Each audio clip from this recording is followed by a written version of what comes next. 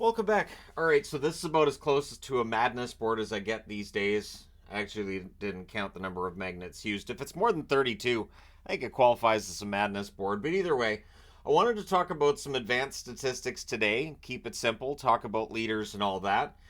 Because advanced statistics can tell you when a team's got some good fortune, also known as luck, or bad luck, right? Bad fortune, whatever it may be.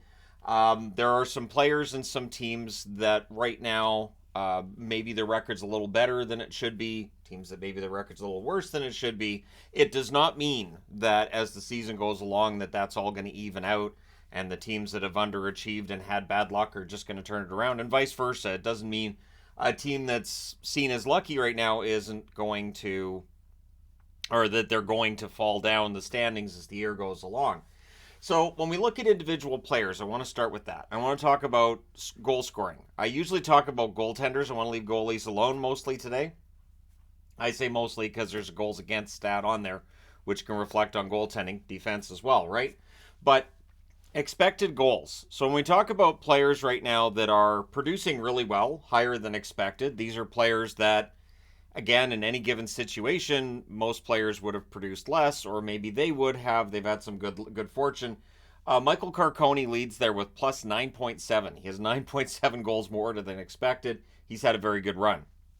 On the other side, you got Matthew Tkachuk, negative 8.2.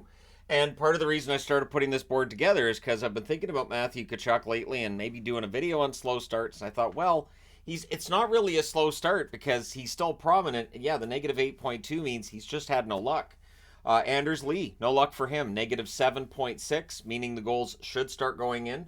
John Tavares, negative 6.9. Josh Anderson, Montreal fans know Anderson finally gets a couple of goals the other night. Maybe this is a sign he's turning it around. He has a negative 6.1.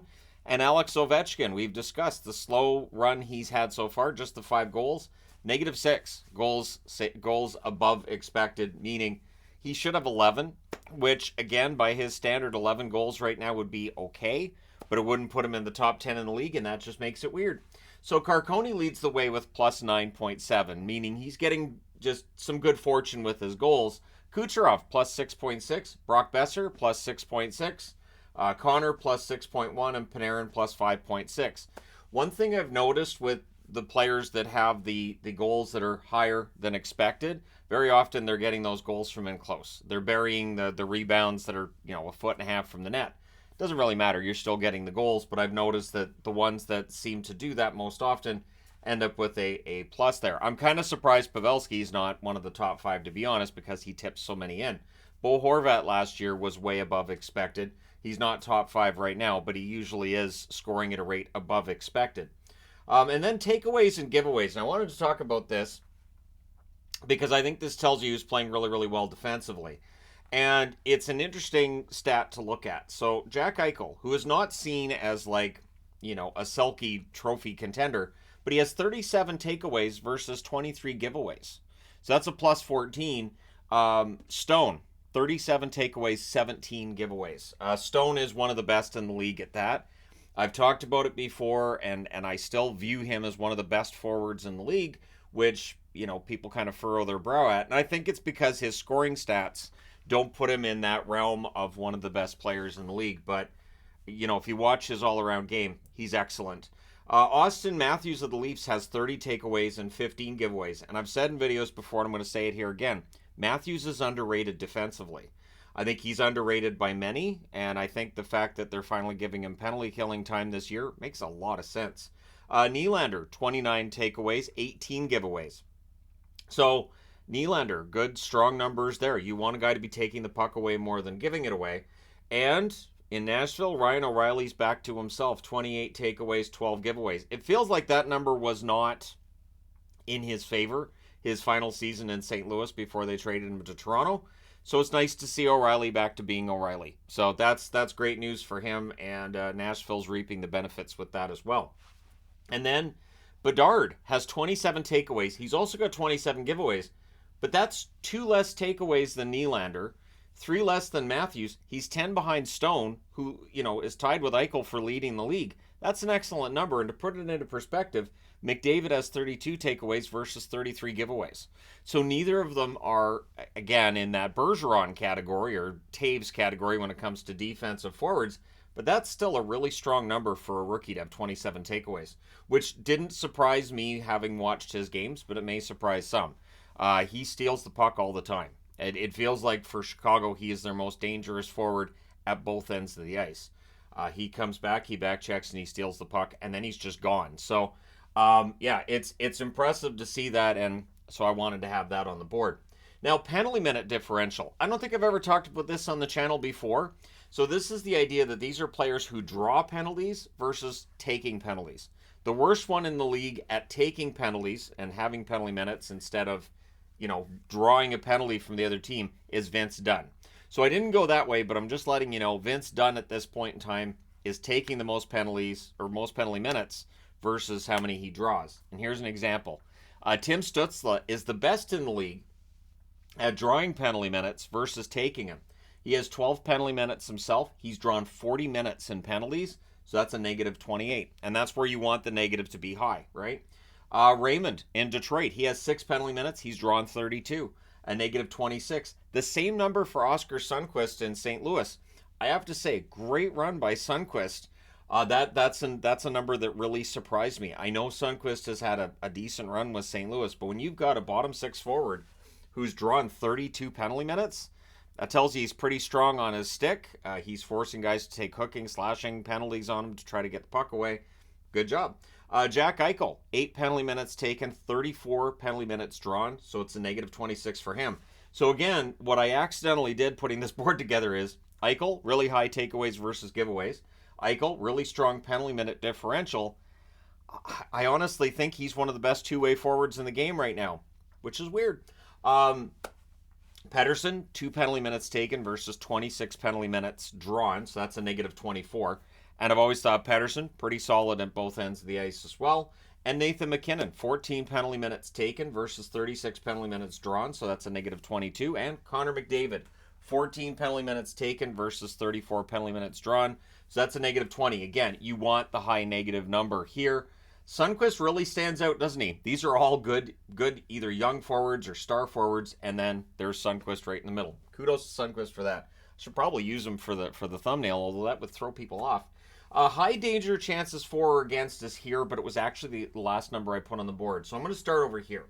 So I want to talk about teams now. So we've talked about players and stats that maybe I don't talk about on the channel very much or at all, and I understand that. So I wanted to talk about this. And again, when it comes to advanced stats, I try to keep it pretty simple. So people can go to moneypuck.com, play around with the tables they've got there on players, and look at their power rankings. Because what the power rankings are for is to tell you these are the teams that are playing the best. Doesn't have anything to do with wins or losses at all. Way more divorced from wins and losses than any power rankings I've ever done. And so there's always some furrowed brows when they look at the power rankings there. But anyways, goals for above expected. So these are teams that if you want to say they're having good luck, you can say that. And then there's teams having bad luck because they have negative goals for above expected.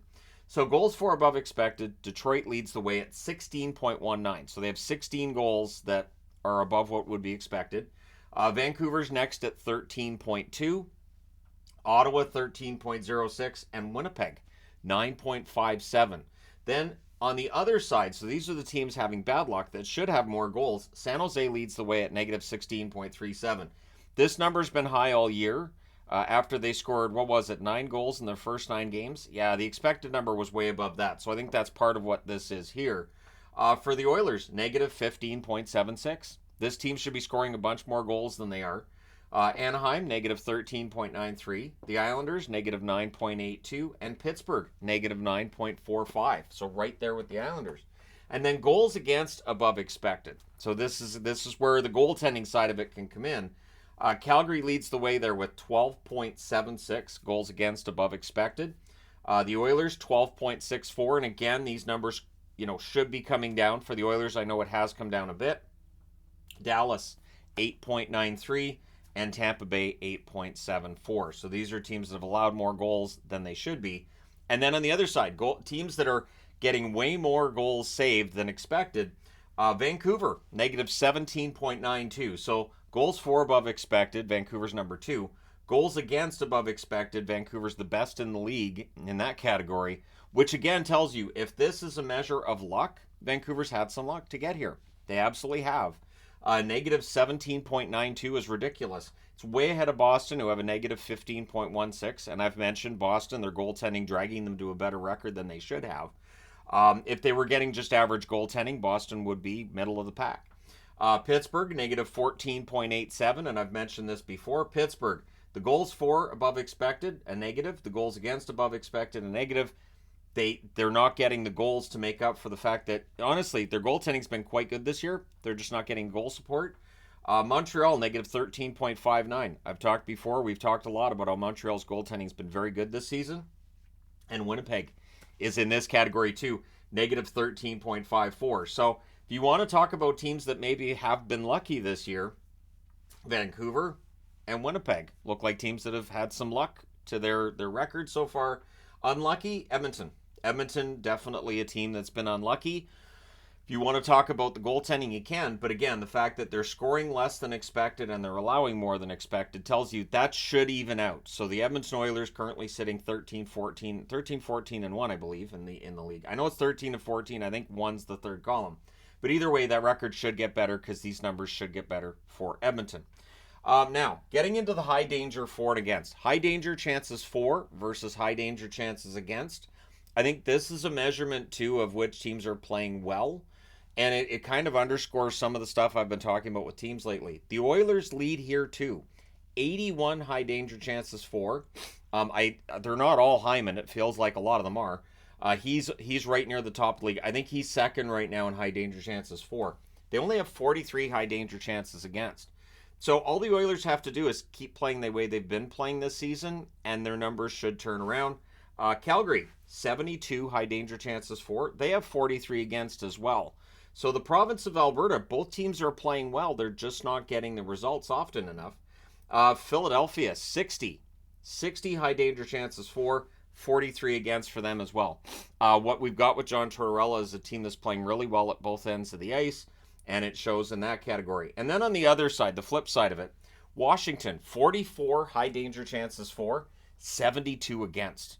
So this is why I've been saying in videos like, I don't know how Washington's getting here. Yesterday's another example of that.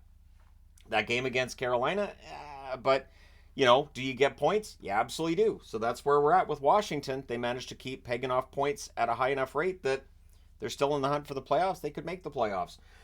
For Winnipeg, 47 high danger chances for and 63 against. So that's a number that they're going to want to try to even up. That's something I guarantee that people in the team are working on fixing.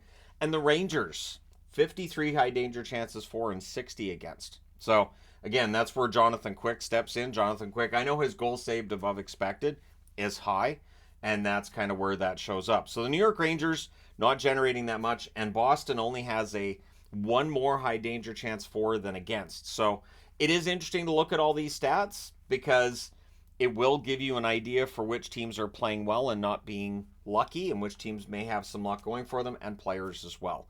But I wanted to talk about takeaways, giveaways, penalty minute differential. I think this is the kind of stuff people should be looking at when you're talking about defensive forwards and two-way forwards. And if a defenseman has more takeaways than giveaways, that's kind of ridiculous because, again, a lot of defensemen, because of the position and all, you'll usually have more giveaways than takeaways. But, yeah, let me know your thoughts in the comment section below, as always. I just thought this would be an interesting topic to discuss today. And while I was putting this video together, putting the board together to get set for the video, Ottawa fired their coach. So now that I'm doing the video, I can only assume something else will have happened while I was making the video. But let me know your thoughts. Hit like and subscribe if you haven't done so already. Thank you guys so much for all your support. I will talk to you again soon.